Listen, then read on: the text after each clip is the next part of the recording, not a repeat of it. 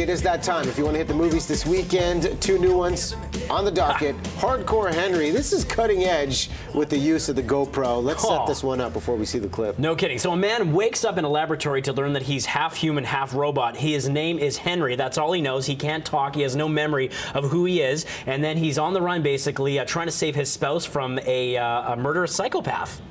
Sounds like a good setup. Take a look. Hello, Henry. Do you remember how you got here? This next part might hurt. Squeeze?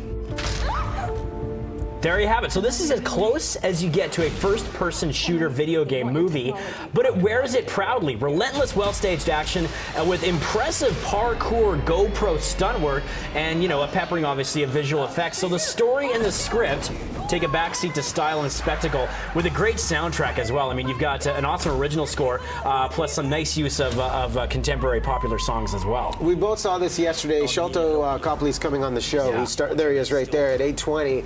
What did you think of the motion sickness aspect of this? Because when you see first-person handheld cam movies, sometimes it's hard to digest. Generally, I'm not a fan of those kind of movies, and I think that's the big question. People are wondering, is this movie going to make me sick? I didn't find that a problem at all, because I thought there were enough moments that slowed things down to try to tell a little more of the story in between the frantic action. And I was such an active participant in the action. I was always caught up in where it was going. And even though you never see Henry's face or hear him talk, you do feel like you're empathizing with him and taking the journey with him as well. So I appreciate this raw approach to filmmaking.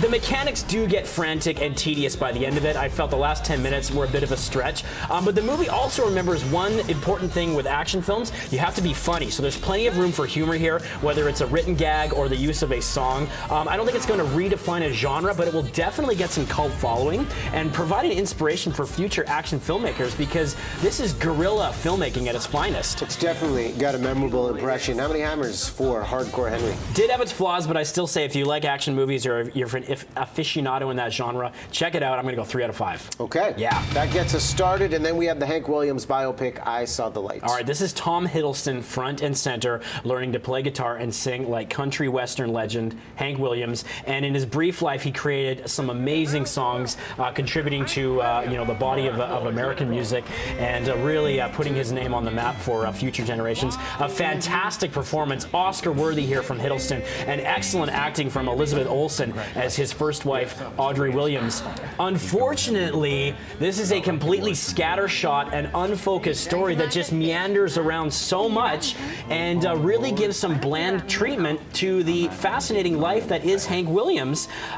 So it doesn't know what aspect of his life to focus on. It just sort of tells chapters of his life in different sections of the movie with nothing really important to say about it. So despite a great performance from Hiddleston, who continues to just impress me, this was a completely forgettable biopic. How many hammers? A disappointing 2 out of 5 for I Saw the Light. Okay. Some new movies at the box office for you. Good work there.